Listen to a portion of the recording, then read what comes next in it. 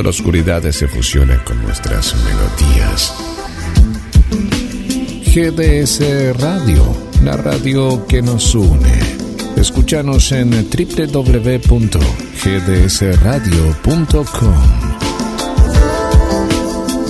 Un mundo de sensaciones. Los sentidos al máximo. Email contacto @gdsradio.com. GDS Radio Mar del Plata. Seguimos viviendo el otoño 2022.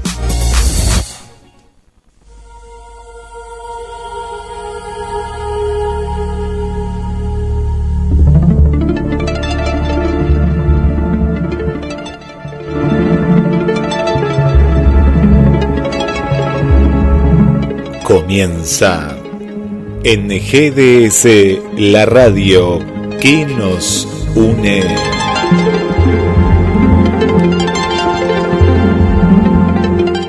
Un nuevo viaje a la frontera de lo imaginal.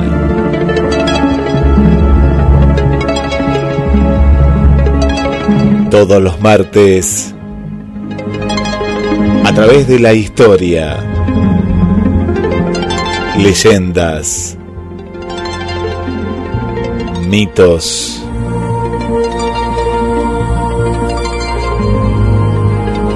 analizamos y compartimos los hechos. Quien les habla, Guillermo San Martino, y le doy la bienvenida a Carlos Matos. Buenas noches, Guillermo, ¿cómo estás? Buenas noches, Carlos, qué placer escucharte. Hoy tenemos un programa muy importante. ¿Te acordás, Guillermo, que ya varias oyentes nos planteaban cuándo van a volver a hablar del bastón de mando de los comechingones? ¿Recordás que el año pasado conversamos con el profesor Flavio Vega de Córdoba, de San Francisco, Córdoba? Hicimos una aproximación importante a estas cuestiones. Bueno, el tema pasó. Después parece que recrudeció a través de las redes y de distintos canales de YouTube. Vuelve a cobrar fuerza de manera espasmódica este tema, Guillermo, en el que se sostiene que hace 8.000 años un cacique llamado Bultán hizo construir un bastón de basalto de color negro de 1,10 m aproximadamente, un bastón que tiene determinadas características, un bastón llamado de poder. ¿Vos escuchaste hablar de este bastón, Guillermo? Sabés, Carlos, que había escuchado, pero recuerdo el programa, lo que fue el disparador de ese programa que vos contás, claro, el año pasado, pero no tenía muy en claro, ¿no? Yo había estudiado en la secundaria los comechingones, la zona en la que habían estado y todo, pero no comprendía bien. Nunca te hablaron en el secundario de este bastón de mando, de este bastón de poder. Jamás, jamás. No. Sí, de las costumbres las costumbres y demás, las zonas, si eran de qué estilo eran, ¿no? De los pueblos originarios estamos hablando, ¿no? Si eran nómades o no eran nómades, pero fuera de eso no, yo nunca había escuchado. Estamos hablando de los pueblos originarios, sí. Y como vos bien decís, en los manuales, ni de primaria, ni del secundario, se habla del bastón de mando. Es más... Y por 8.000 años, Carlos, pero 8.000 años me parece mucho tiempo en la historia.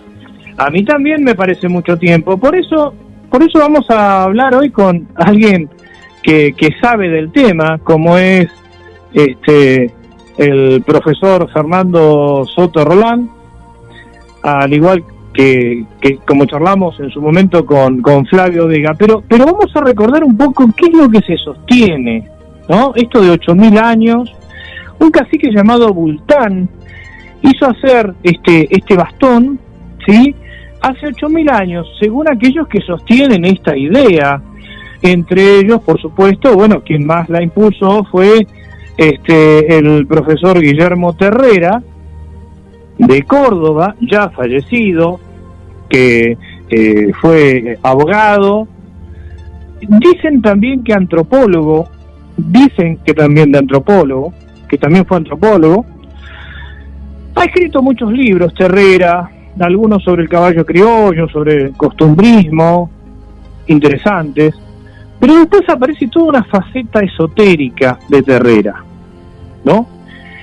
En la que, cuenta esta historia, porque él resulta ser depositario de este bastón de mando, un bastón que, según dice el mismo Terrera, está destinado a producir el regeneramiento de la sociedad. Ojo con estas palabras. Regeneramiento palabra, ¿no? Lo dice Terrera. Sí, sí. Ojo con esto.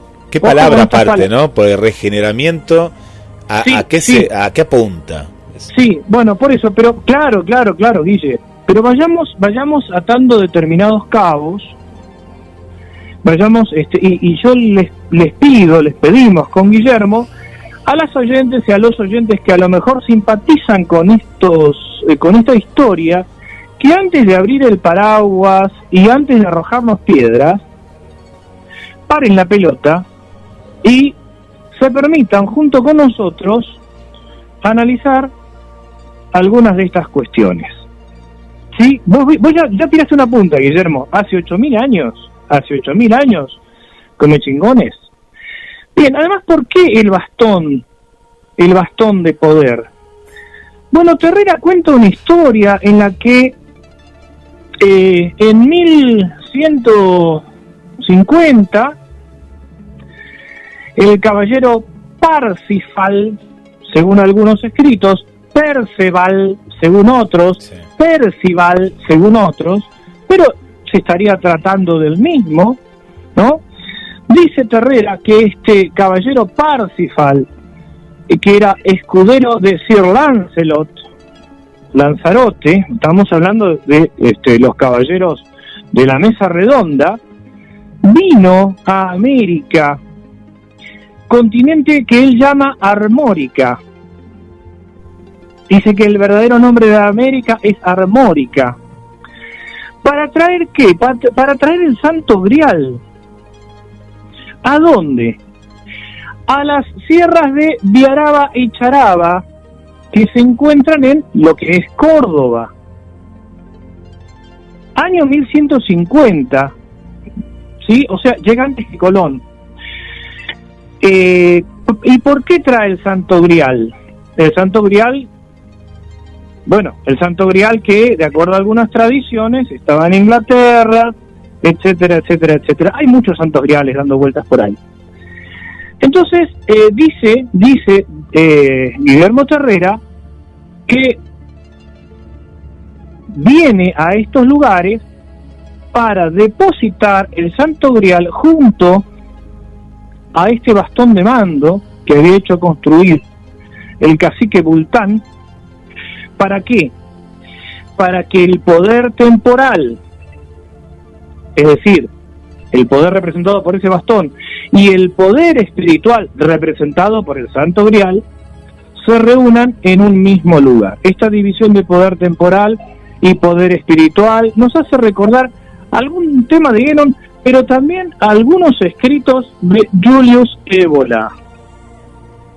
¿Sí? Bien, vayamos uniendo estas partes. Además, hay algún otro objeto, como en algunos casos se dice la cruz templaria, pero de esto también vamos a hablar con Guillermo Soto Roland. A ver, es decir, que este caballero Perceval o Parsifal viene a América.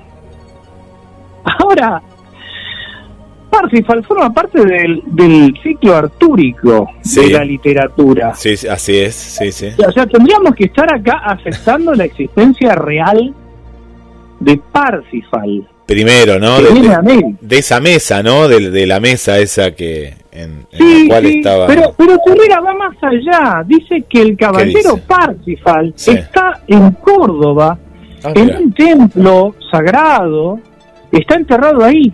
Está enterrado ahí. Ah, mira, bien. Sí, y es un templo interdimensional porque tampoco uno puede acceder ahí. Entonces empieza toda una búsqueda de estos elementos para poder encontrar ese bastón de mando. Ya lo vamos a hablar en instantes, cuando Orfelio Ulises, que es una persona de ahí que vive en Córdoba, pero que en realidad es del partido de Bolívar, de la provincia de Buenos Aires, y que va, no se sabe cómo,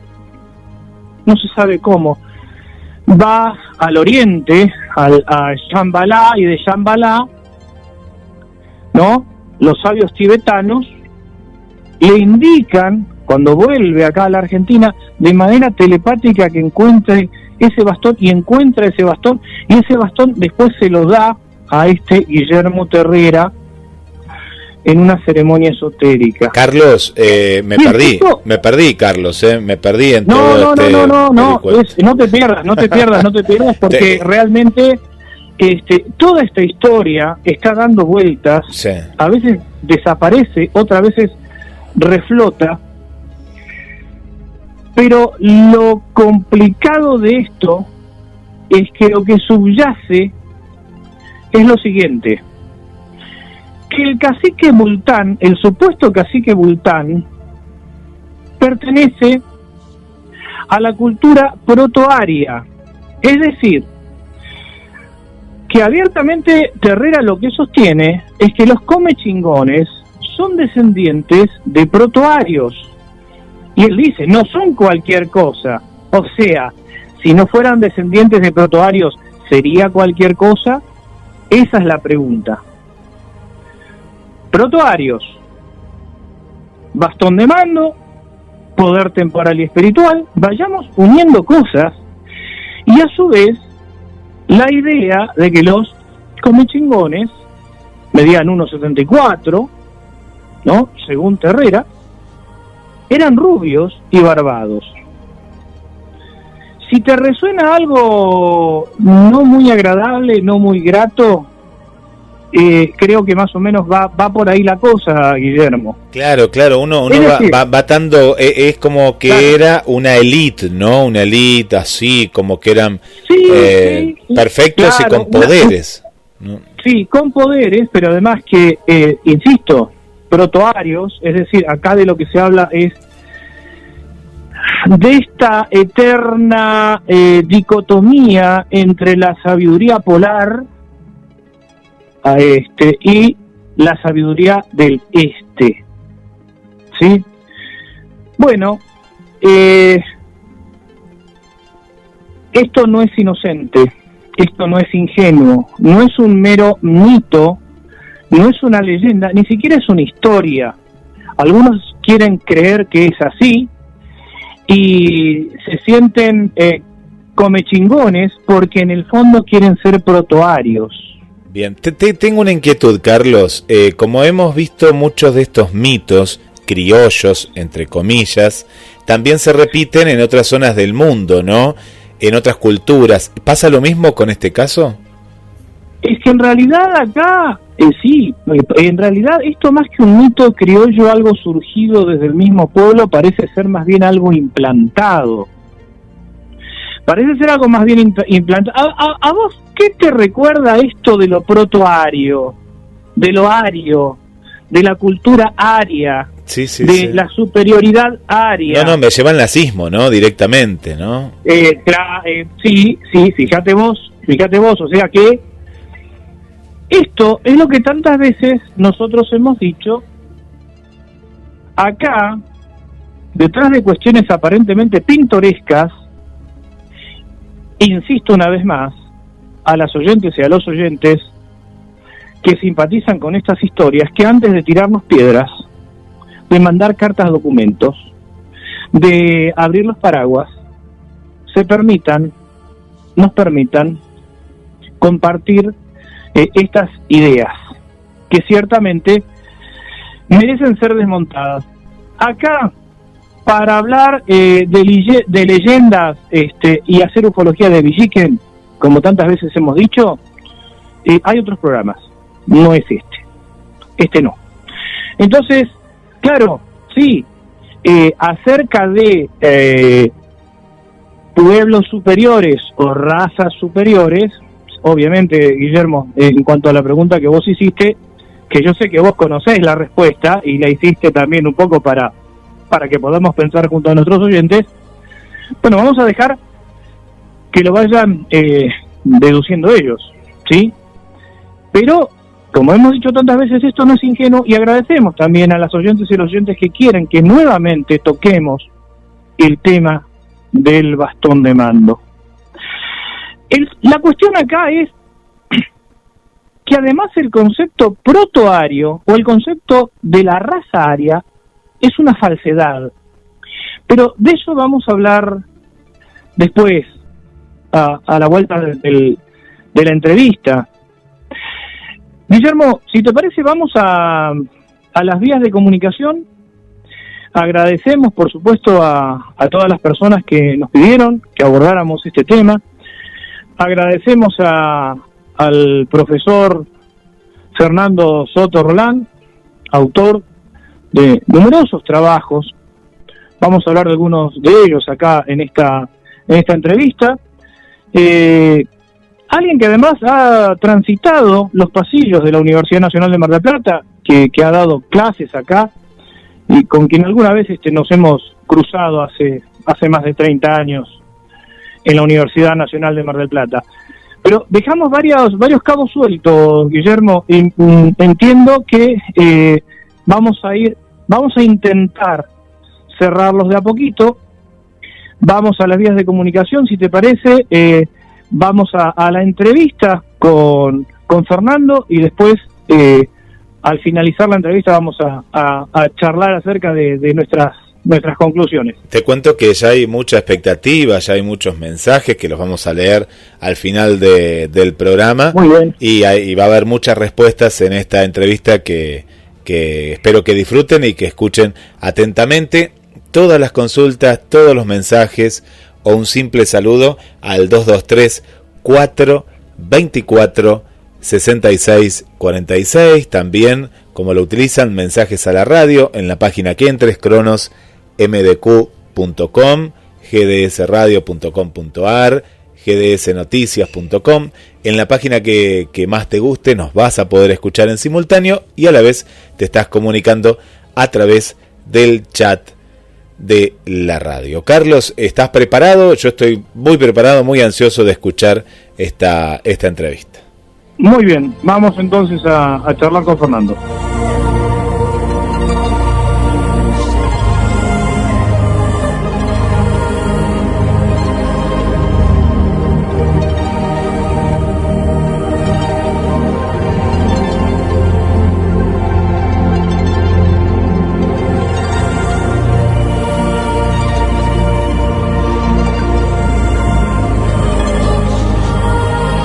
Puertas de Magonia. Un viaje a la frontera de lo imaginal. A las puertas de Magonia, un viaje a la frontera de lo imaginal. Hoy va a abordar el tema del famoso bastón de mando y los comechingones. Ese bastón de mando que, según dicen algunos, fue construido hace 8.000 años. Y que además atrajo a determinados personajes, como por ejemplo Perceval, que vino a América allá por el 1150 para que el Santo Grial se reuniera con el bastón de mando, de manera de unificar el poder temporal y el poder espiritual. Bastón de mando de los comechingones, Santo Grial, templarios en América, o francamente una piedra libre al macaneo.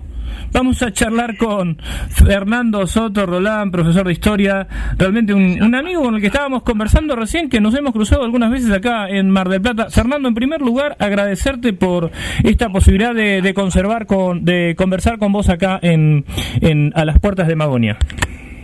No, Carlos, gracias a vos por llamarme, es un placer. Ojalá podamos contribuir en algo al tema.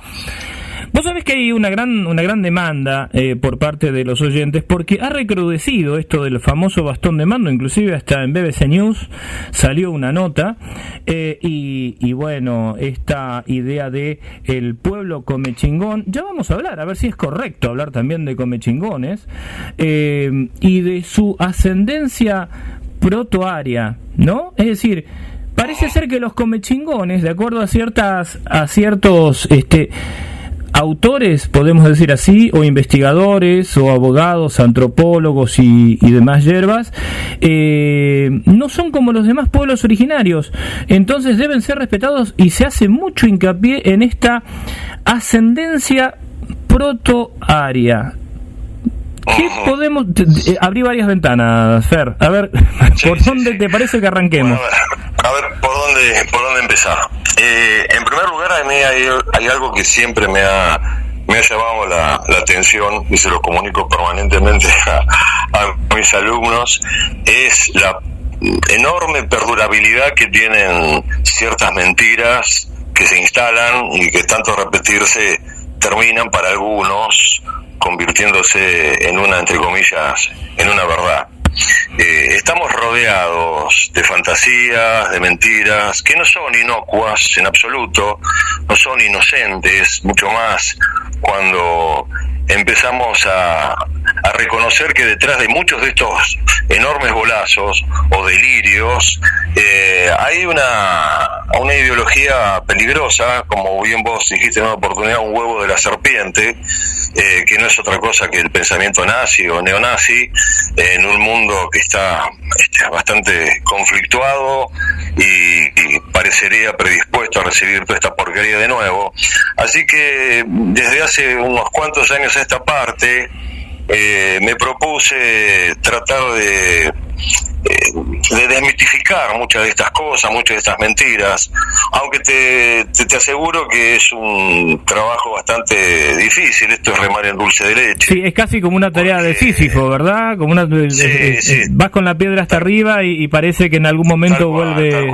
Tal cual, es Sísifo. Es el mito de Sísifo, tal cual lo has dicho, porque más allá de las publicaciones, no solamente las mías y las que he hecho con Sebastiano de Filippi, sino la de verdaderos arqueólogos. Yo no soy arqueólogo, yo soy historiador, pero verdaderos arqueólogos, tipos especializados como Sebastián Pastor, que trabaja para el CONICET y es una de las autoridades más altas en cuestión de comechingones.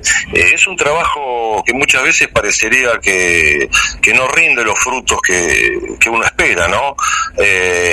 Y lamentablemente Internet ha sido un foro de delirantes y de gente muchas veces peligrosa que no hacen otra cosa que difundir mentiras, ya sea por una cuestión ideológica, como lo hemos charlado en alguna oportunidad, o también por una cuestión puramente mercantilista, ¿no?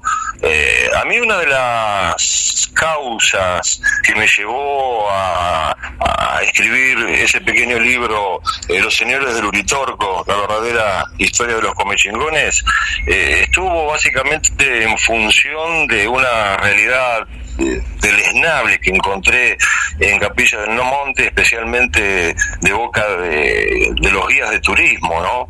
Que no hacían otra cosa que repetir las fantasías que había escrito ya por la década del 80 Terrera, ¿no?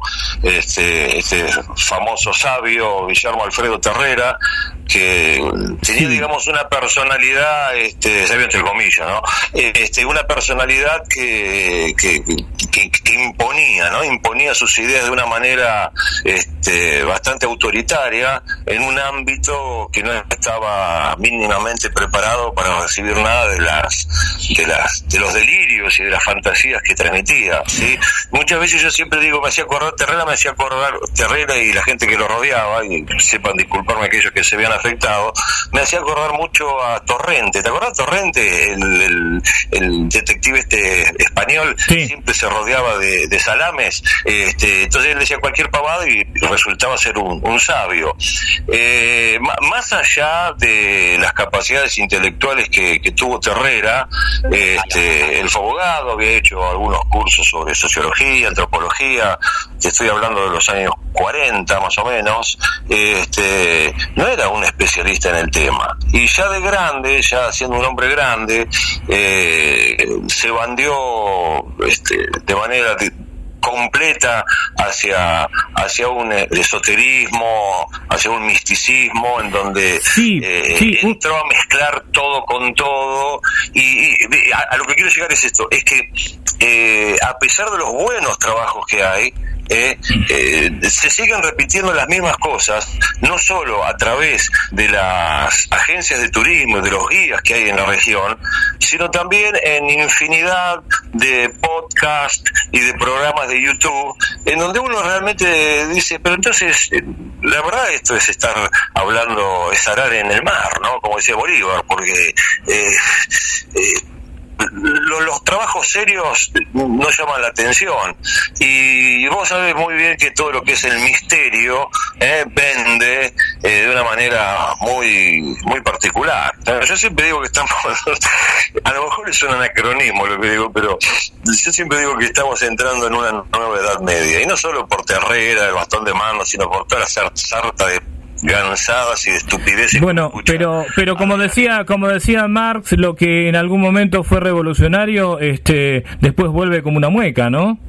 Así que ni siquiera, claro, ni siquiera, digamos, creo que ni siquiera un pensamiento estructurado como el de la Edad Media, o sea, una terrible caricatura. Además, a mí me llamaba mucho la atención esto que conversábamos fuera del micrófono, la categoría aborigen, que es totalmente inadecuada, inexacta, incorrecta y además impropia para quien se dice ser antropólogo, pero además dentro de... Sí. Se podría hacer tal vez en ese aspecto una salvedad. Digamos que cuando él lo escribió había otra concepción, otra mentalidad, pero aún así las revisiones que se han hecho de los libros tan mal escritos por Terrera, porque escribió un desastre, lo habrás leído, realmente es un desastre.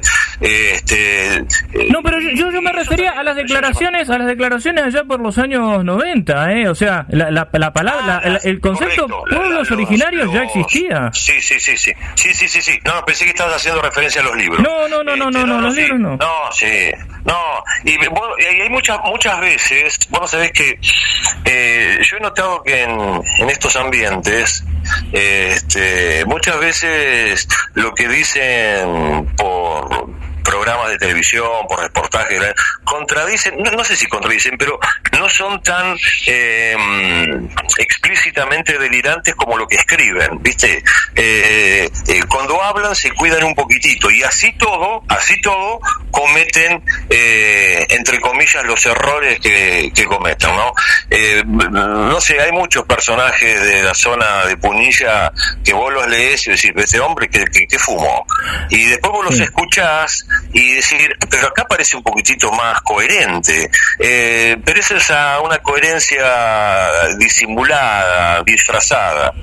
Cuando vas a los textos te encontrás con cada tontería y desquicio que vos decís, ¿pero qué pasa? ¿Qué dice esta gente? Ahora, Fernando, vos decías que tienen prensa. Sí, vos decías al principio que cuando decidiste escribir el libro fue a partir de lo que te encontraste con en el diálogo, en la interacción con los guías. A ver, ponenos un poco...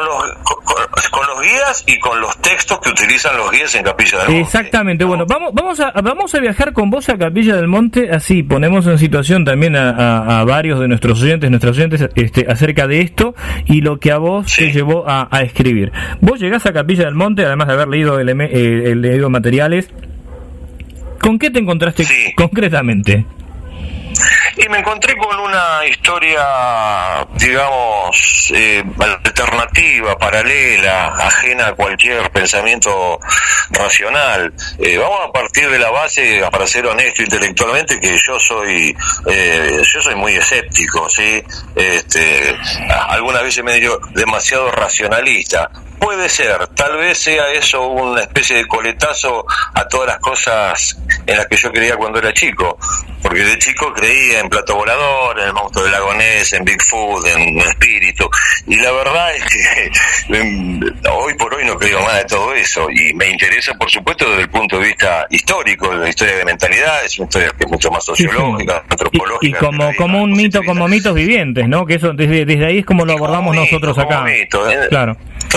En su momento recuerdo que una vez Acevedo hizo referencia a que Capilla del Monte era el escenario ideal para ver cómo se conforma y se va conformando lentamente un mito. Exacto. Y la verdad que tenía razón Acevedo en ese sentido. Y cuando yo llegué hace 10 años, que fui, tal vez pagué de chico, pero hace 10 años que empecé con todo esto y voy 3 meses por año, estoy en Capilla,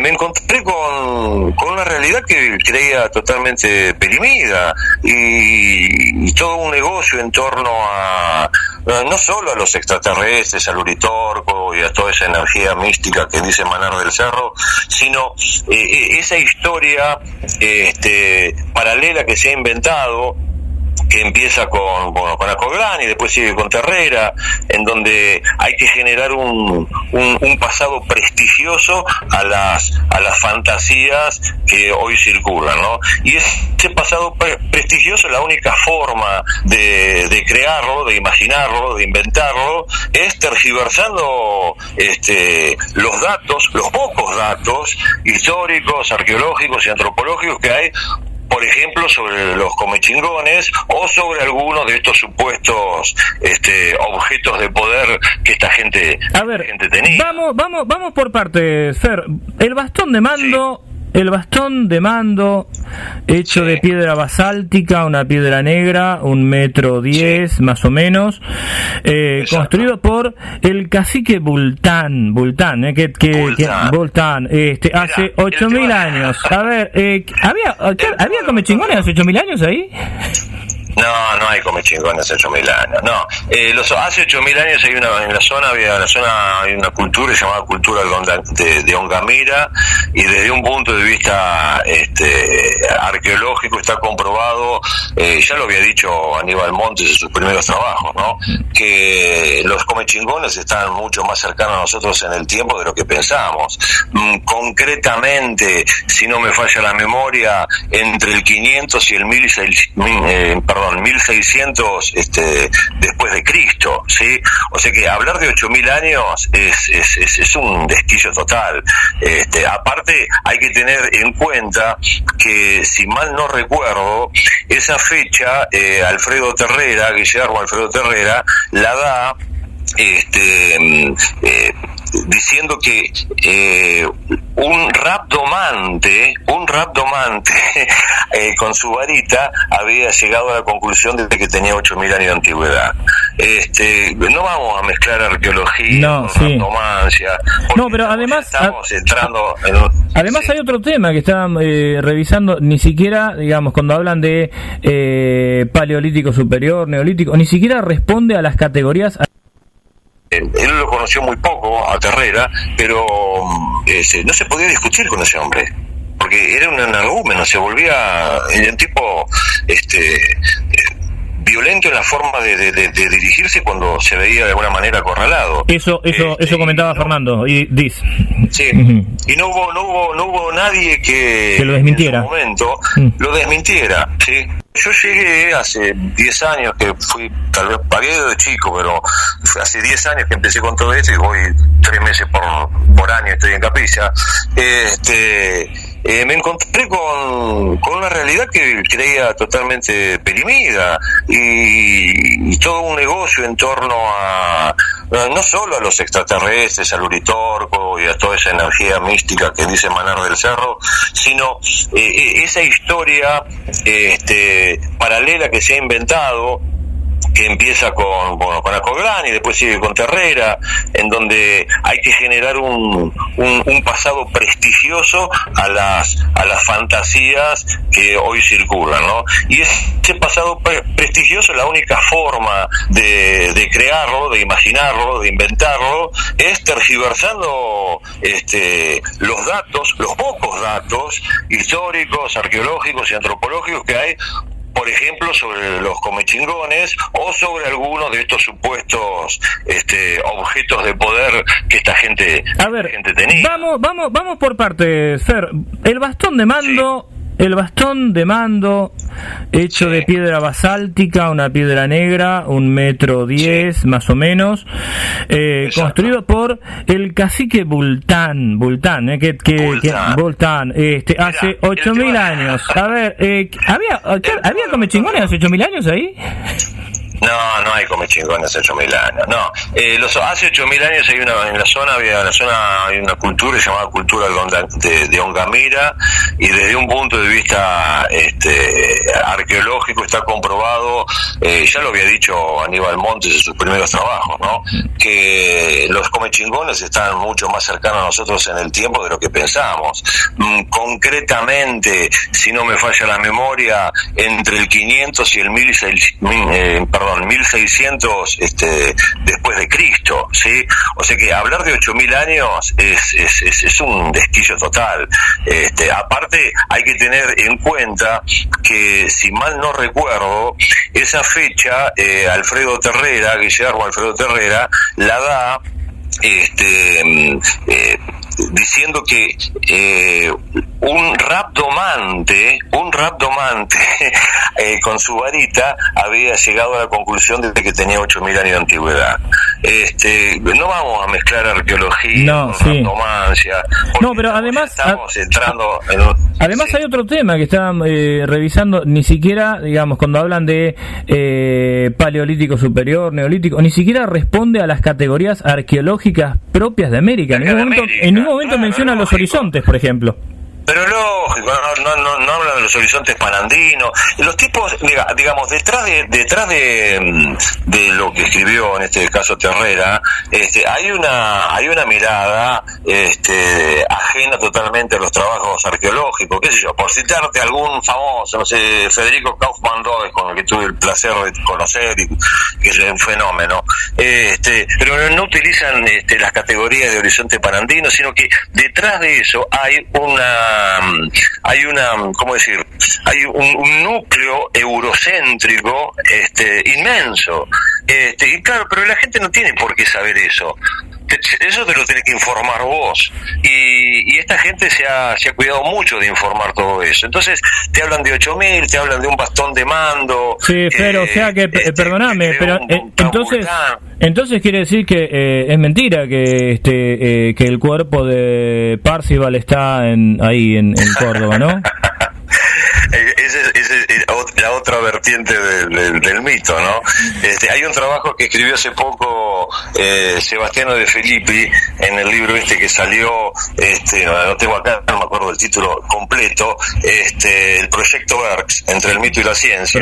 Sí. Y Sebastiano escribe un capítulo en donde justamente hace referencia al grial, al bastón de mando, al sol rojo, toda una serie de elementos inventados literalmente por Terrera, y que hoy mucha gente sigue considerándolos como verdades históricas, yo te diría casi absolutas. Pero, a ver, vamos, esto es para estar hablando 2 días seguidos. Lo que pasa que darle veracidad a la existencia de Parsifal es como creer en el caballero rojo de Titanes en el Rin, más o menos. Exactamente, es un personaje literario que nada tiene que ver. Imagínate que se lo escribió von Eschenbach allá por el año 1200, 1220, no me acuerdo exactamente. Es una típica novela de caballería en donde el viaje es visto como un viaje de superación espiritual, y lo toma como un hecho concreto, real. Y aparte, a ver, lo que Terrera decía era que Parsifal viajó acá para unir el Santo Grial con otras 2 reliquias de origen precolombino, que sería el bastón de mando y la cruz gamada, la cruz esvástica. Entonces, la unión de esos 3 elementos es lo que iba a generar una especie de nueva era, en donde la República Argentina iba a estar a la cabeza, iba a ser hay un concepto, Fernando, que me resulta hasta preocupante escuchar el enunciado. regeneración de la humanidad. Sí, claro. Sí, lógico, porque de alguna manera esto es como querer volver a esa raíz aria que todos estos nazis de alguna manera todavía mantienen en el imaginario. Y a vos no te sorprende porque vos estás en el tema, pero te sorprendería, mucha gente se sorprendería la cantidad de gente que todavía sigue con todas estas aparentes tonteras, porque no son tonteras, como hemos charlado, esto esconde un peligro latente, otras cosas. Pero partamos de lo siguiente. Herrera dice que ese bastón de mando lo encontró un tal Orfelio Ulises Herrera, sí, que se llama Ulises Herrera, allá por el año 34. Este Ulises Herrera, por los pocos datos reales que existen del personaje, había nacido en la zona de Bolívar, curiosamente el lugar donde yo pasé mi infancia, lógicamente allá por los años 20, y que en el año fines de la década del 20 el tipo se va al Tíbet, ¿sí? Al Tíbet, y ahí en el Tíbet, en Shambhala, lo mismo que decir, no sé, El Dorado, claro, sí.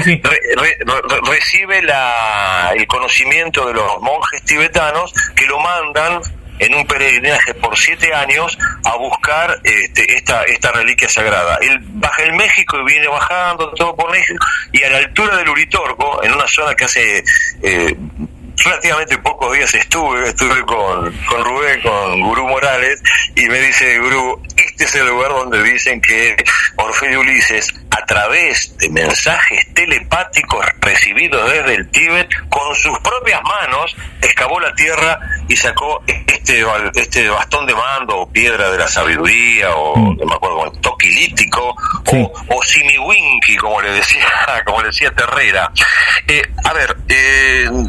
Yo no sé cuál es la concepción de realidad que puede tener una persona al creerse semejante historia. Uno me puede decir, no, él está hablando en un lenguaje esotérico. Los lenguajes esotéricos tienen su lógica también. Lógico, por supuesto que sí. Todas las religiones tienen su parte esotérica. Esto es literalmente es un invento que el tipo hizo. Aparte mintió descaradamente cuando decía que Bultán es otro que Odín, ¿no? Claro, un dios bien germano, extrapolado. Bueno, no deja de ser la famosa inversión del mito polar, ¿no? Tal cual, hacerlo aparecer acá. Tal cual, sí, es así, sí. El tema que estaba tan difundido dentro de los grupos esotéricos nazis, ¿no? Mirá, si me permitís, hay un libro muy bueno que, ¿dónde lo tengo el libro que lo compré hace poquito, que habla justamente sobre toda esta mitología, el mito polar, justamente. El autor es Jocelyn Goodwin. Sí, es excelente ese libro. Sí. Es un libro bárbaro. Es un libro bárbaro. Claro. Tendrían que leerlo este libro la gente, para que se den cuenta de cuán peligroso puede resultar ser creer en este tipo de, en principio, tonterías, porque no son tonterías, hay que aclararlo, ¿eh? No, hay toda una construcción subyacente, donde además hacer prevalecer la cuestión hiperbórica tiene que ver con barrer todo lo que pudo haber aportado, lo que pudieron haber aportado los pueblos semitas. Eso también hay que decirlo. Claro, también, lógico, es así, pero no, a mí me sorprende mucho, ¿no? El grado de aceptación, de credulidad que hay detrás de estos pequeños libros, que no me animaría muchas veces ni a llamarlo libro, porque me acuerdo que Herrera siempre se jactaba de que yo he escrito un libro en una noche. Eso no existe. Es lógico. Claro, sí. Por lo que escribiste, es decir, con lápiz y con papel inventás cualquier cosa. No hay una cita de no sé, en toda la bibliografía que tiene, no sé cuántos libros probablemente habrá citado, pero... Ahora, Fernando, mirá, acá hay un tema... Déjame un asterisco. Todo esto lo empezó a escribir él ya de viejo. por supuesto que esta ideología pro-nazi, bien de derecha, conservadora, sí, la tenía de antes, ¿no? Pero hay que reconocer que él ha hecho trabajos sobre folclore, especialmente sobre el caballo criollo y sobre creencias populares del campo, que realmente son buenas, y las citan en muchos libros de folclore y en muchos libros de tradicionalistas. Sí, eso hablábamos con Gurú Morales también, justamente. Esa etapa.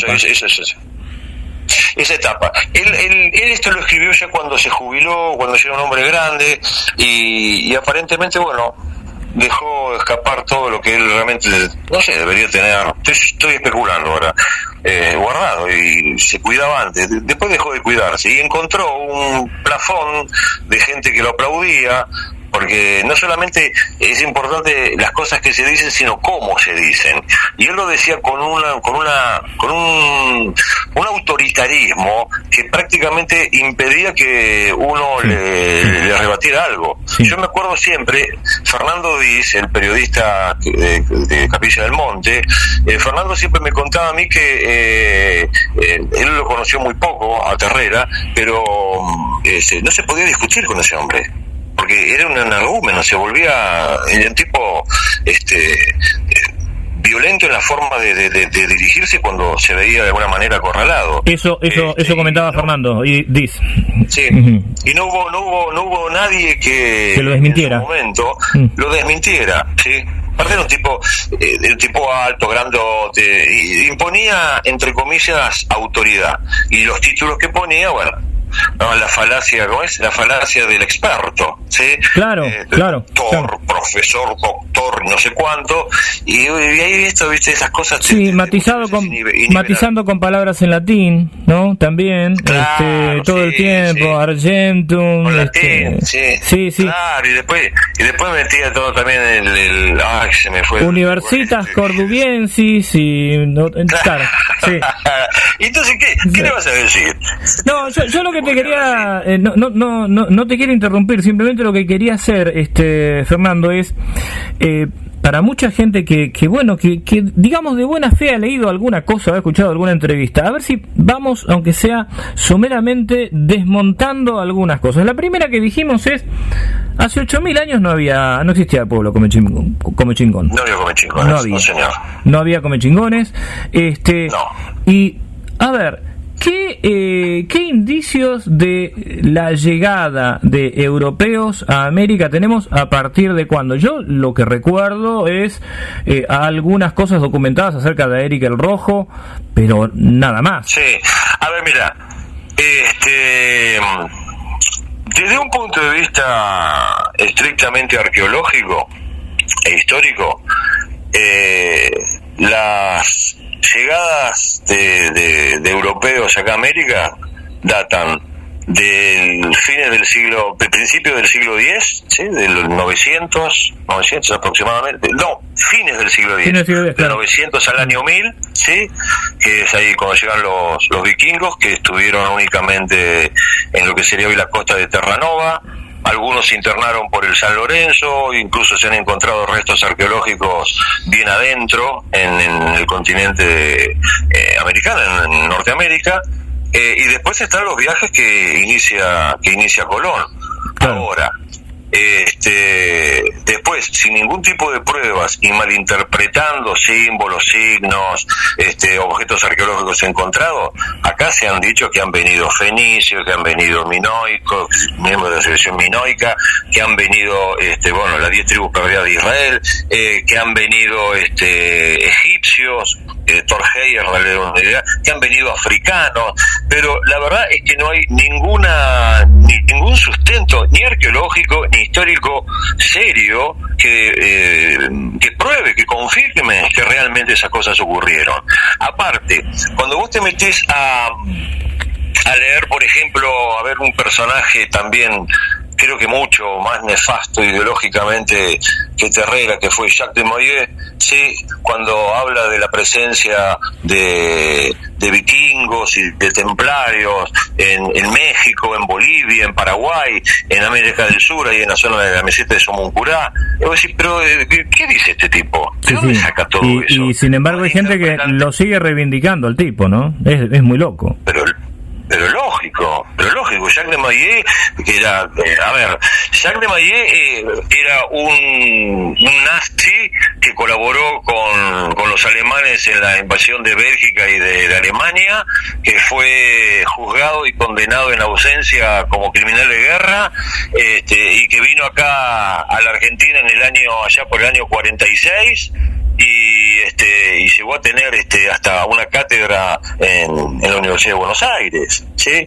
Y tiene varios libros escritos sobre la presencia vikinga, ahora no me acuerdo los títulos, la presencia vikinga acá en Argentina, la geografía secreta de América antes de Colón. El otro era como era el gran viaje del dios Sol, vikingos en México, en Perú. Es decir, le atribuyen los grandes avances tecnológicos que tuvieron de los pueblos originarios, que son el mexicano, el peruano, los aymara, a pueblos que venían de Europa. Es decir, hay toda una ideología muy jorobada detrás de todo esto, ¿no? Y la idea básica es esa idea de difusionismo que estaba de moda, por supuesto, en el siglo XIX y se puso mucho más de moda cuando los nazis llegaron al poder, ¿no? Es decir, centros de creación de alta cultura y que después difundieron hacia otros lugares del planeta, en donde los pobres ignorantes tuvieron que alimentarse de eso. Lamentablemente también hay que aclarar que cuando estas teorías difusionistas desaparecieron, aparecieron los otros que dijeron no eran nazis, no eran arios o protoarios, eran extraterrestres, ¿sí? Entonces claro, hubo una sustitución, pero de todas siempre se trata de denigrar los avances o los desarrollos que han tenido los pueblos originarios, los pueblos precolombinos, porque si no eran arios, si no eran escandinavos, son extraterrestres, es verdad. Es simplemente reemplazar una cosa por otra, y ahí lo tenemos a Von Däniken, que ha hecho sus buenos mangos con todo esto, ¿no? Von Däniken y toda una sarta de tipos que han hecho, ¿no? del realismo fantástico, de libros muy que son, yo te soy sincero, yo cuando era chico me entretenía muchísimo esos libros, y la verdad que hubo una época de mi infancia en que me tragué todo eso, pero bueno, después cambié, pero bueno, yo siempre cuento que en mi etapa etista dentro de la ufología duró 9 meses y fue cuando tuve 14 años. O sea, mira, a mí me duró tal vez un poquito más. Claro. A mí hubo dos personas que me hicieron cambiar de opinión a mí. Uno fue, no lo quiero nombrar por no tener problema, para que vos no tengas ni yo tenga problema, el inefable Z por un lado. No, sí, y por el otro Romaniuk. Las veces que lo escuché dije, no, todo esto es una mentira. Bueno, te digo que son bastante parecidos. Bastante parecido el inefable Z con el otro que vos mencionaste también, inefable R. Sí, se parecen bastante, ¿no? Pero bueno, claro, es que yo creo que tiene que ver en la etapa adolescente, cuando uno está buscando su identidad intelectual, entonces hay que ser contracultural y medio claro. Entonces, bueno, uno adhiere a cualquier pavada también, ¿no? Ahora, lo increíble es que después se siga repitiendo esto, y aunque vos les expongas a los colegas, no digo, o sea, hay realmente investigadores muy serios, ¿no? Pero hay otros donde vos... Hay colegas que creen esto. Claro, hay colegas que creen eso, vos se lo mostrás y bueno, es blanco, cuadrado, hecha espuma, pero es queso. Mira, Carlos, si hay una de las tantas cosas que me enseñó todo esto, que acá los títulos universitarios no son señal de nada. Los mayores delirios que he escuchado yo en la zona de Punilla no vienen del verdulero donde yo voy a comprar la fruta a la mañana, sí. Vienen de tipos que tienen títulos y se jactan y se vanaglorian poniendo todos los títulos antes de su nombre y apellido. Y de esa gente vienen los mayores delirios que he escuchado. Y bueno, es lo que te decía antes, es la falacia del experto, ¿sí? Acá viene el doctor, el profesor, el licenciado, fulano de tal, y eso es como que le da, no sé, le da permiso a reescribir la historia que más le gusta. Y yo te digo, hay veces, Carlos, te juro que me canso de hablar en el vacío. Yo no soy nadie, a mí no me conoce nadie, pero vos escuchás a otros tipos que tienen mucho más prensa, que son reconocidos, y decimos, mira qué bien, está desmitificando tal cosa, y de pronto te vas al escenario donde se sitúa esa mistificación y sigue el mismo discurso de hace 30 o 40 años atrás. Claro. ¿Sabes cuál es el problema, Carlos? Nadie lee nada.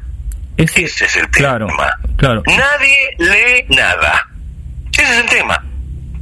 Me parece que es uno de los problemas. A mí lo que me sorprende es historiadores o gente licenciados en historia por ahí alguno, o gente que por lo menos arrimó el bochín a la historia, que se supone que medianamente conoce algo de lo que es la metodología de investigación.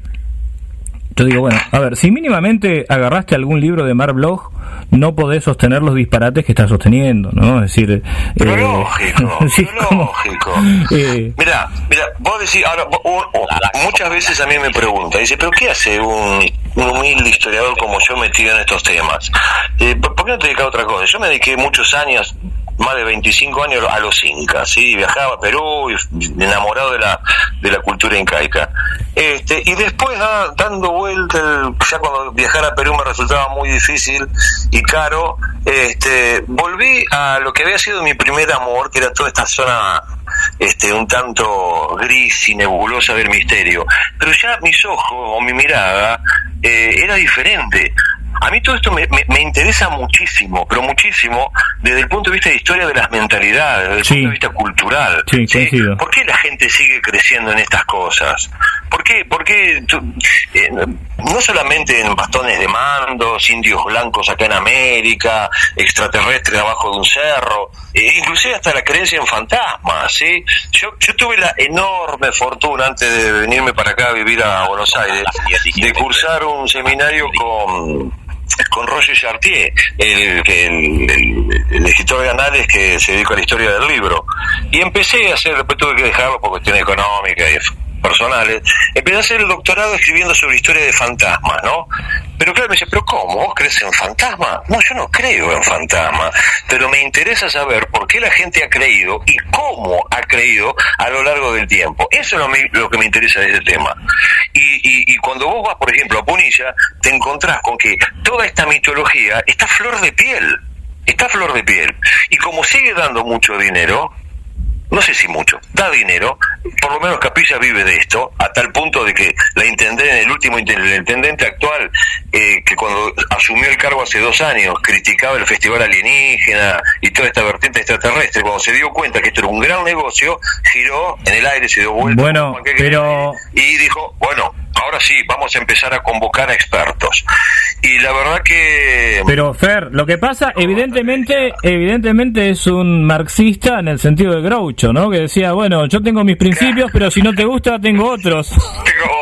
Claro, es así. Eso fue una cosa que me dijo cuando me comentaban en Capilla, no, este hombre siente vergüenza cuando los demás intendentes le hablan de Capilla del Monte.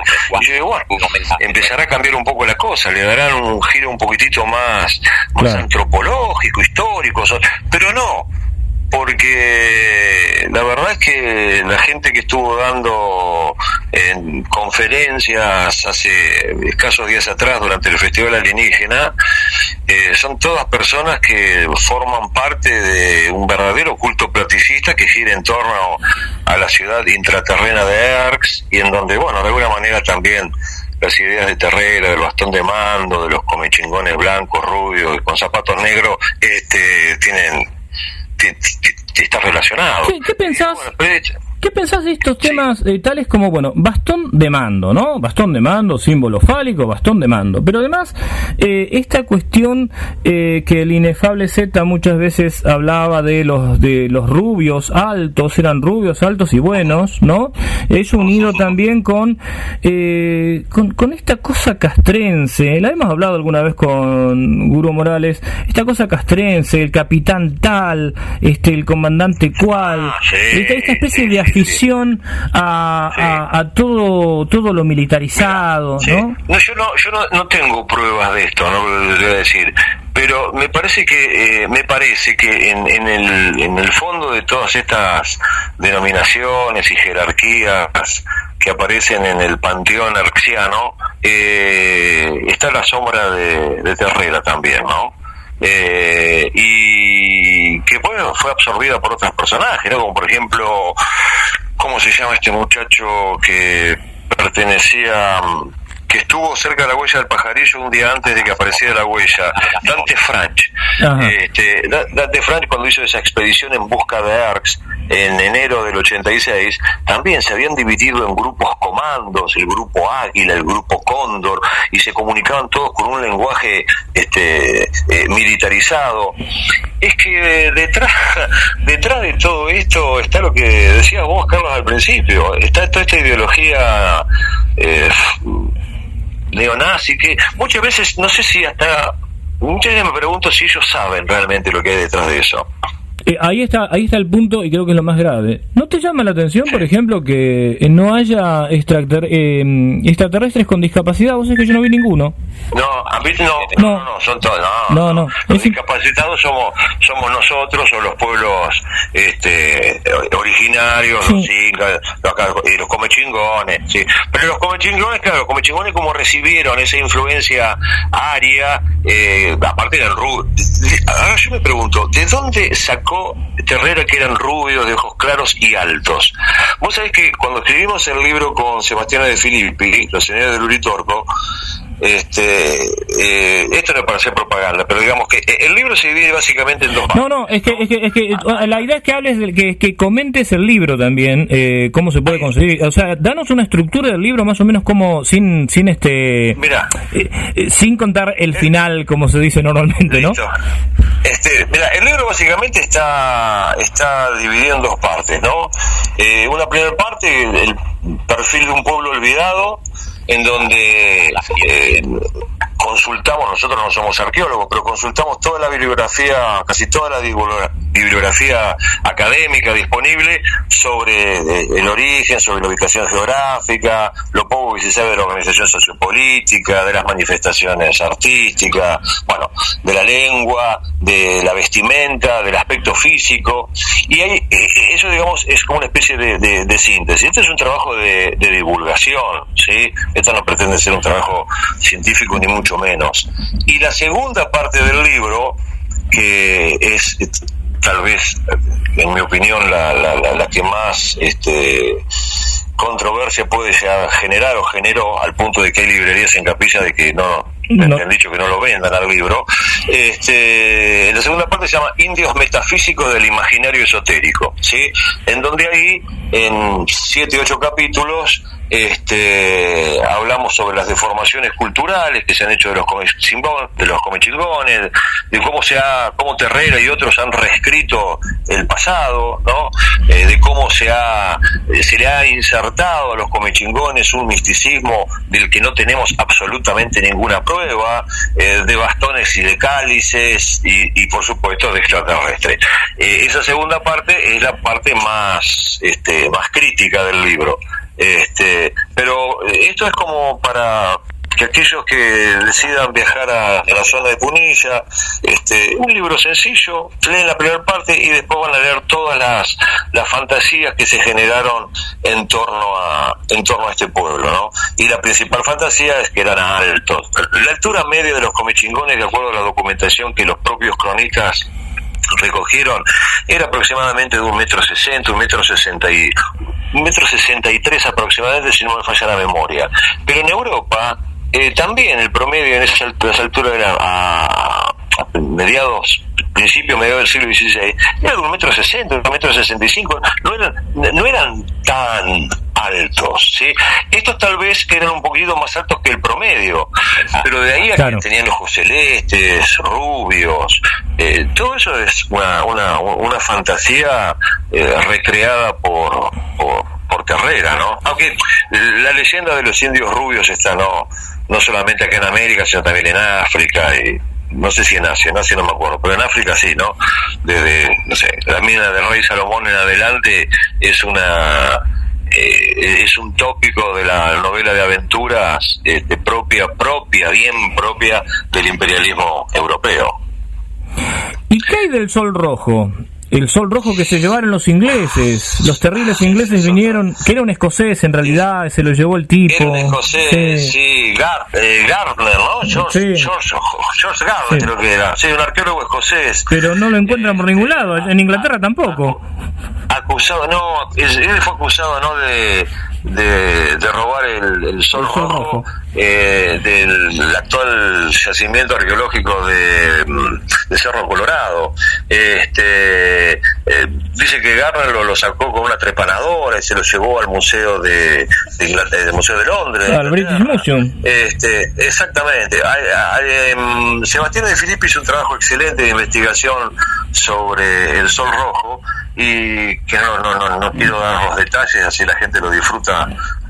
Seguro. Lectura, en donde se prueba que fue todo un invento de Terrera. Inclusive el encargado del yacimiento arqueológico de Cerro Colorado, Sebastián Pastor, que tuvo la amabilidad de hacer el prefacio, uno de los prefacios del libro. Los profesores son tres: el de Horacio Sanguinetti, el de Sebastián Pastor y el de Diego Viegas. Es decir, gente que sabe del tema, que lo leyó y bueno, esto no están escribiendo pavadas. Sebastián Pastor, que está a cargo del yacimiento de Cerro Colorado, dijo, es todo mentira, es todo absolutamente mentira, no se encontró en la zona ningún Sol Rojo, ni siquiera el lugar en donde supuestamente ese Sol Rojo estaba ubicado en las rocas. Investigaciones que se hicieron también en el propio Museo Británico prueban de que nunca estuvo el Sol Rojo en el Museo Británico. Nadie robó nada. Esto es una fantasía literaria que Terrera toma de un libro que se escribió allá por el año 43, si no me falla la memoria, un libro llamado Córdoba Histórica, en donde un tipo que ni siquiera era historiador, era abogado, en donde el tipo hace referencia al Inti Huasi, ¿no? A la Casa del Sol, y donde estaba ese Sol Rojo. ¿Qué sé yo? Otra cosa, el Inti Huasi, Casa del Sol en quechua. Y la verdad es que los comechingones, si tuvieron algún tipo de influencia en quechua, fue muy tardía, en el siglo XV, siglo XVI, y como consecuencia de la conquista. Los comechingones no hablaban quechua, ni tenían toponimios y nombres de lugares en quechua. Es decir, hay toda una mezcla que da, por el momento da bronca, ¿no?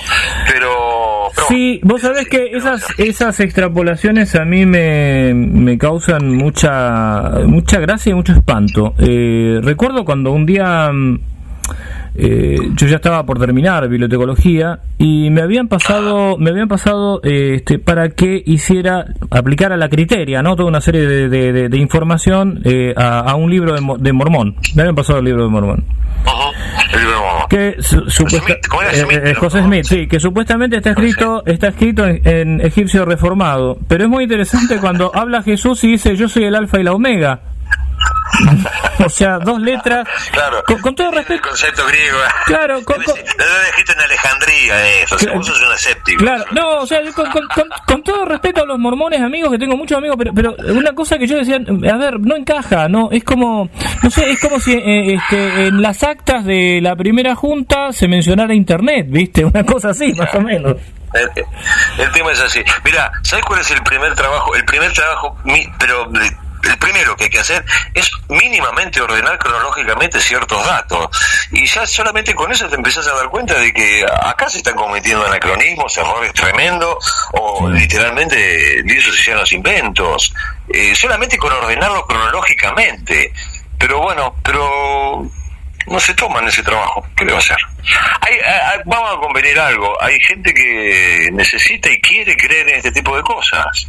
Y a esa gente no puede. Es una batalla perdida. Es una batalla perdida. Bueno, acá voy a discrepar. Acá voy a discrepar con vos. Puede ser una batalla perdida en el sentido de sí, tenés razón. Que la gente quiera terminar. Hay que seguir. Pero me parece que hay que continuar, porque realmente este huevo de la serpiente del que hablamos y que alguna vez lo conversamos también con Luis Pacheco. Yo no me olvido que a Hitler al principio nadie le daba bola y después ya fue tarde. Entonces me parece que esto hay que entre comillas denunciarlo, o por lo menos explicarlo. Después, bueno, está en la libertad de la gente escuchar o no, ¿no?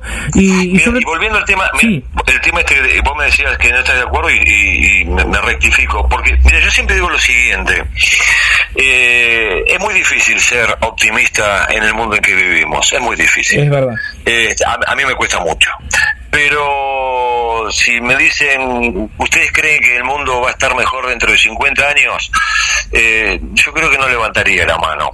Pero me pongo a pensar, vos nombraste ahí a Hitler. Digo, imagínate si nos hubiesen hecho la siguiente pregunta en el año 1938. ¿Cómo creen que va a ser el mundo en el año 2000? Yo creo que el 90% de la gente hubiese dicho nazi, ¿sí? Y afortunadamente eso no pasó. Por eso hay que continuar. Menos de 2 años después. Por eso, claro, tal cual. Si no lo haría. Claro. Esto, más vale. Por eso hay que continuar. No, a ver, yo entiendo. Pero hay días que te dicen, sí, totalmente. No, además. ¿Cómo cuesta, mano? Además, convengamos que una cosa es ser optimista racionalmente y otra cosa es hay que pensar en positivo y toda esa pavada, ¿no? La pirámide de hacer claro. No, a mí una de las cosas que siempre me saca es cuando escucho a alguien me dice, hay que ver el lado positivo. No, hermano, tenés que ver el positivo. O sea, si vos tenés un almacén, no tomás las decisiones por la columna del activo, ves el activo y el pasivo. De ahí a que seas optimista es otra cosa, ¿no? Tal cual. Es así. Fernando, muchísimas gracias por esta entrevista. Por favor. Me disculpo porque por ahí en el entusiasmo, yo soy de escuchar mucho y no interrumpir, pero con vos no pude seguir esa regla. Me encanta poder así intercambiar ideas, porque es la mejor forma, creo, de transmitir. Mirá, yo tuve un gran profesor en la facultad de Mar del Plata, de la que me siento orgullosamente egresado, que me dijo una vez algo. Jorge Fernández se llama. Me mando un beso grande si llega a escuchar esto. Me dijo, mirá, negro, vos lo único que vas a poder transmitir y que quede para siempre es la pasión. Y yo tengo pasión. Totalmente. Es que yo creo que el que se dedica a la historia tiene que tener pasión. Si no, en parte sí. En gran parte sí. Estuvimos conversando con Fernando Soto Roldán. Fernando, un gusto escucharte. La verdad que igualmente, Carlos. Un gran abrazo y un beso grande a mi querida Mar del Plata. Te esperamos por acá. Dejamos un minuto más para que vos cierres con alguna cosa que consideres que haya quedado en el tintero y que nos des los datos, nombre, título editorial del libro, donde la gente lo puede llegar a conseguir. Mira, sobre el tema hay infinidad de trabajos, aquellos trabajos más críticos que escritos están en internet, solamente googlean mi nombre y apellido, ponen Uritorco, Terrera, Bastón de Mando, y ahí van a salir. Y respecto del libro, el libro se llama Los Señores del Uritorco, la verdadera historia de los comechingones, de Editorial Biblos, y tengo entendido, según el editor, que está en casi todas las librerías. En las cadenas de acá lo van a encontrar.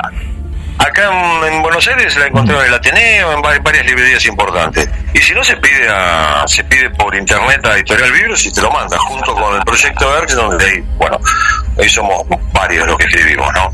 En donde se tratan también gran parte de estos temas, muy bien tratados por diferentes profesionales. Muchísimas gracias, Fernando Soto Roland. Te esperamos en próximos programas.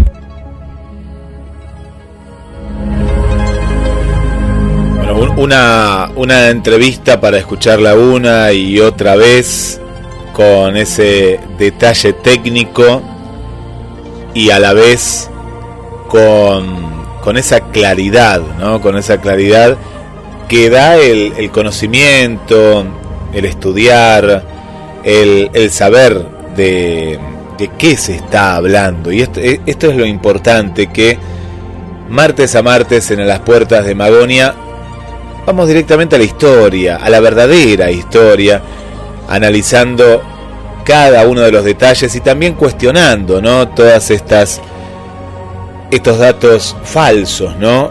Que no quede en el mero engaño y desvelar, ¿no, Carlos, todos estos detalles en los cuales fueron muchos en esta entrevista. Sí, es verdad, Guillermo. Una entrevista, creo que una de las entrevistas más apasionantes, porque Fernando Soto Roland además es alguien que ama su profesión, ama la historia, le pone pasión a la historia.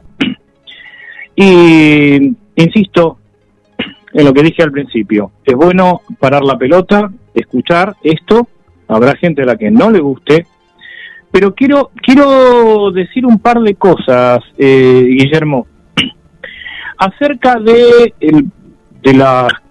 lo que se dijo de Terrera. Guillermo Terrera, hay videos, hay entrevistas donde él afirma estas cosas.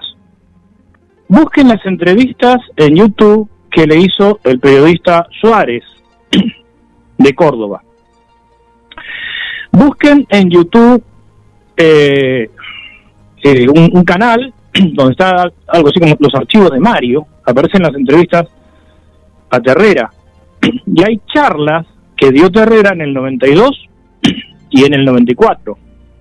Ahí van a escuchar estas afirmaciones, no las estamos atribuyendo nosotros, ¿sí? Es decir, hago estas aclaraciones a efectos que a quien no le guste siempre va a contar acá con el derecho a réplica. Pero recuerdo las reglas del derecho a réplica. El derecho a réplica es para corregir inexactitudes, no es para debatir. Es decir, si hay alguna inexactitud acerca de lo que se dijo acá, en el lugar en el que se dijo, quien quiera ejercer ese derecho a réplica, como lo hemos dicho siempre, Guillermo, tiene el micrófono abierto y puede hacerlo. Ahora, también nosotros tenemos derecho a analizar y poner en el tapete este tipo de elementos que nos parece peligroso, este recrudecimiento.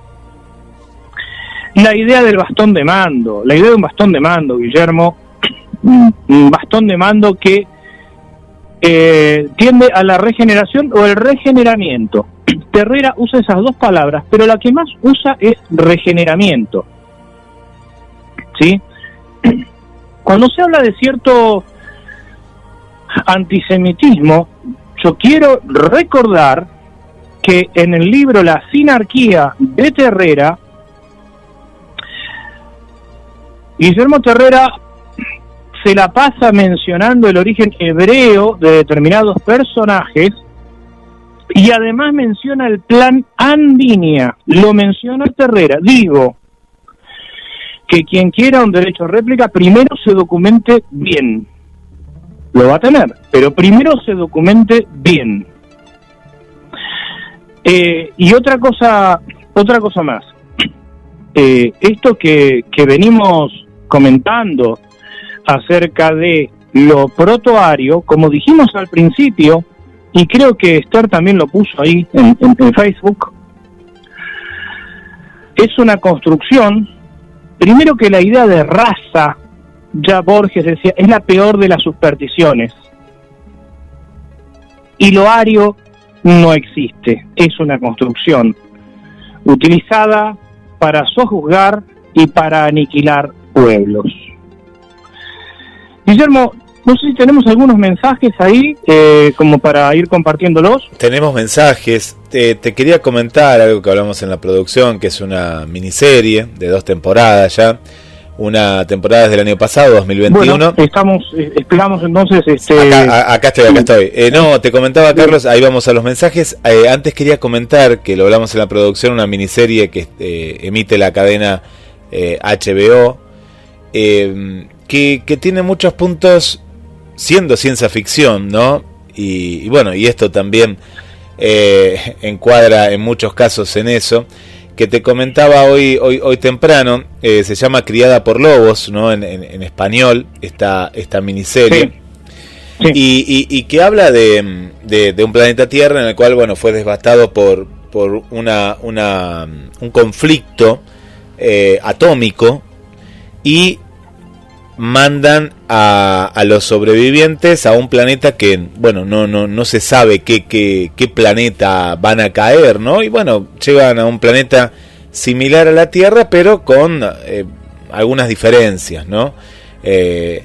Y acá se toca un tema en el cual están los creyentes y los ateos, y en el cual cuento algo, no quiero contar mucho porque me gustaría que la vean, esta serie de Ridley Scott, que no lo conocía a este director, pero que bueno, ha sido muy, muy aclamado en Prometheus, otra serie, y en los cuales los ateos, una pareja de ateos, para poder viajar, porque los que viajaban eran los creyentes, se hacen pasar por creyentes, por un hijo que no es el hijo de ellos.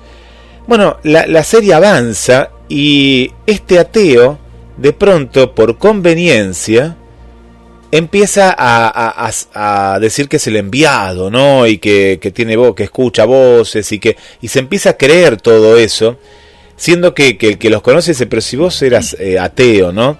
Y empiezan a inventar con símbolos, y acá estaba la relación, ¿no? Con este bastón, porque dice, no, porque este es el árbol sagrado, porque me habló esto, lo otro. Y bueno, y como suele pasar en hechos como este que han contado hoy, empieza a tener seguidores que dicen, no, pero es verdad, entonces este árbol nos habla y tal cosa. Y bueno, y después está la otra parte, que ahí seríamos como nosotros, ¿no? Como las puertas de Magonia, que empieza a analizar y dice, no, pero si esto es mentira, la ciencia dice que esto no, y esto no es así. Y bueno, y empieza a haber esta discusión entre creer en una mentira o ser ateo. No, y ahí estaba donde de pronto aparecen, porque están los androides que dicen, no, acá no es la cuestión en creer o no, es en saber la verdad, ¿no? En qué es la verdad. Y bueno, después la serie tiene un montón de arquetipos muy interesantes, ¿no? Una estética en la cual nos invade todo lo que es la ciencia ficción, y los efectos especiales y visuales que tienen estas series en la actualidad. Así que se las recomiendo a aquellos que la puedan ver. Está en una plataforma de streaming, pero capaz que googleando pueden encontrar algunos capítulos si lo han subido.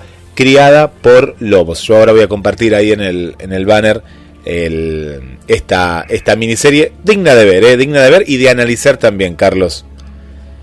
Bueno, después de ver la serie esta, de que nuestros oyentes y las oyentes vean esta serie, podemos también debatir y ver las implicancias que tiene dentro de lo imaginal, ¿no? De lo que estamos justamente desarrollando hoy acá. Y tiene muchísimo, tiene muchísimo de eso, sí.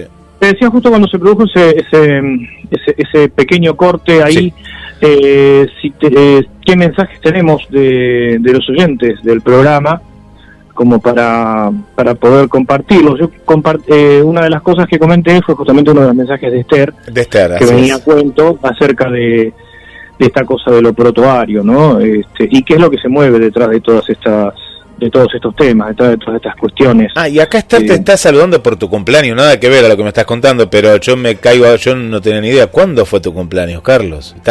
Hoy es mi cumpleaños. Bueno, feliz cumpleaños, sí, Carlos. Sí, mira.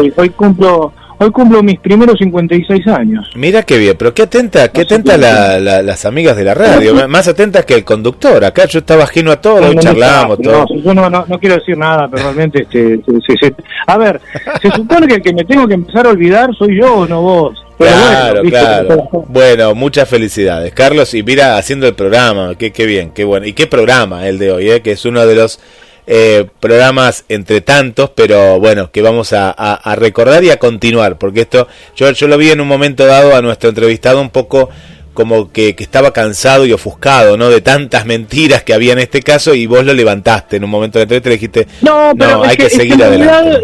Quiero aclarar que comparto con Fernando Sotorrodán la bronca en cuanto a las mentiras.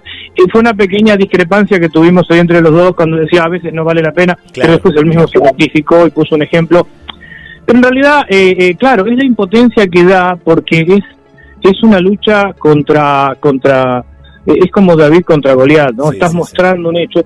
A ver, porque vamos a pasar algunas cosas en limpio. Nosotros siempre decimos que la gente tiene derecho a creer en lo que quiera. Sí, es verdad. No nos desdecimos de eso. Hay un marco, que es que esas creencias llevadas a la práctica no dañen a un tercero. Eso en todo Estado democrático, en todo Estado de Derecho, en una comunidad internacional que suscribe la Declaración Universal de los Derechos Humanos, debe ser un punto inamovible. Por lo tanto, una filosofía que hable de seres superiores, por lo tanto, hay seres inferiores, bueno, ahí ya hay algo que no está funcionando, ¿sí? Entonces, ese es otro, es un tema también bastante complejo. Lo que marcaba Fernando Sotorrodán, el hecho de, y que lo dije yo también al principio, es decir, este mensaje no tan subliminal, sino bastante manifiesto, que los comechingones no eran, entre comillas, cualquier cosa porque eran descendientes de protoarios. Es terrible. Sí, verdaderamente, eso es verdaderamente terrible. Es terrible, y aparte volvemos siempre a lo mismo, ¿no? Y que vos lo marcaste en esta entrevista, ¿no? El tema militar, el tema de los perfectos, ¿no? De que no hay ninguna discapacidad, claro, no hay nada. Exactamente, pero esas son cosas que aparecen ahí en toda esta literatura que está dando vueltas, ¿no? El comandante Alioniesis, el comandante el capitán aquel. Y acerca del bastón de poder, fíjense este punto, ¿no? Lo que se sostiene es que quien tenga ese bastón de 8.000 años de antigüedad, va a tener determinado poder, y que el bastón elige a quien lo va a llevar,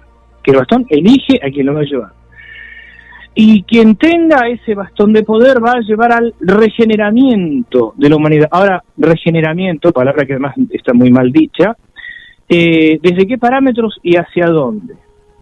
Bueno, ahora yo quiero hablar también, es que yo tengo un bastón de poder también. Ajá, bueno. Sí, yo tengo un bastón de poder. No sabía. Te voy a contar. Contame. Sí. El bastón de poder del que habla Terrera es este bastón de basalto negro, de piedra basáltica negra de 1,10 m, que elige a la persona y que hay que ponerse en sintonía porque el bastón te va dirigido. Bueno, vos sabés que yo tengo un bastón que es distinto. En principio no es negro, de basalto, sino que es de metal. Sí. Y es color blanco. Está medio oxidado, yo lo vi, está un poquito oxidado. Está un poco oxidado, vos sabés que tiene 1,20 m, el mío. Ajá. Hay otros bastones que tienen 1,15 m, 1,5 m, y son realmente bastones que sí han transformado.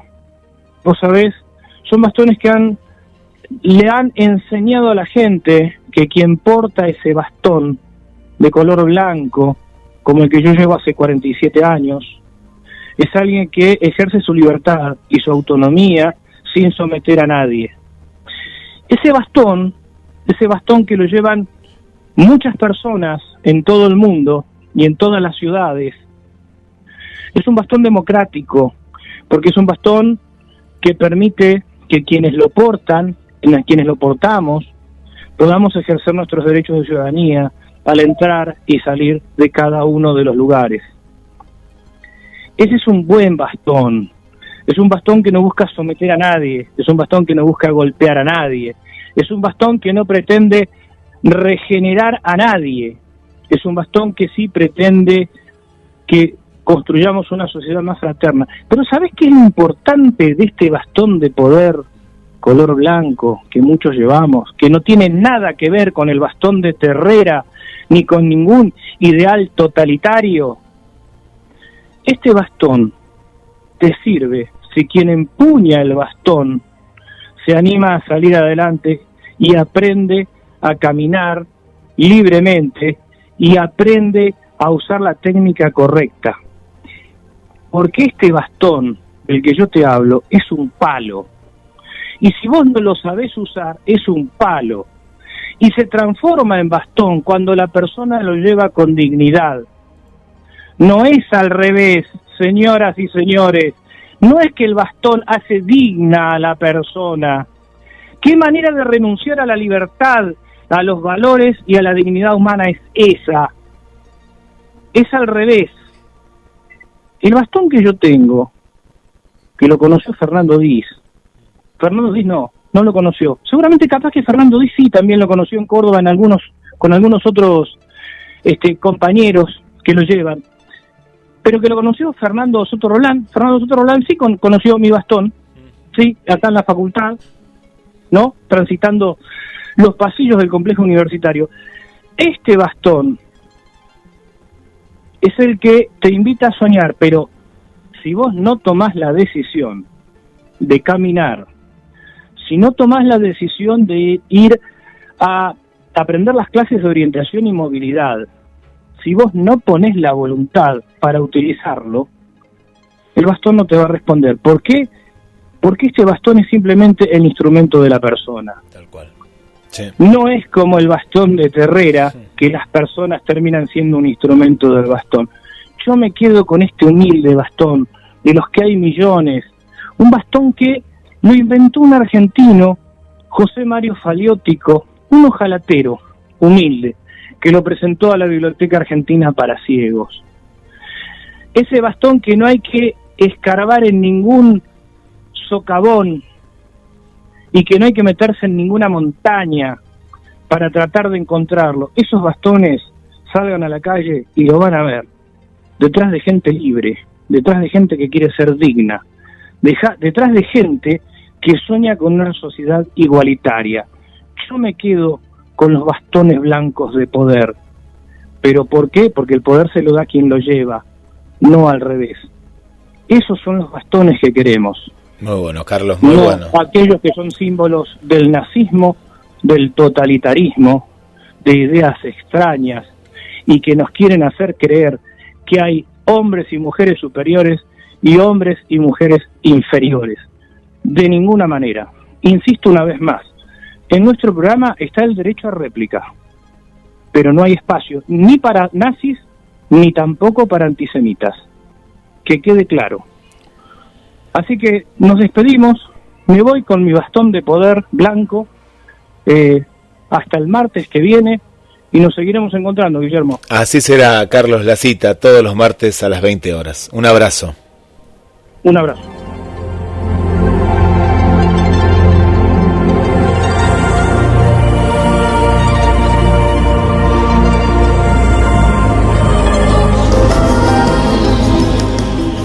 La oscuridad se fusiona con nuestras melodías. GDS Radio, la radio que nos une. Escúchanos en www.gdsradio.com.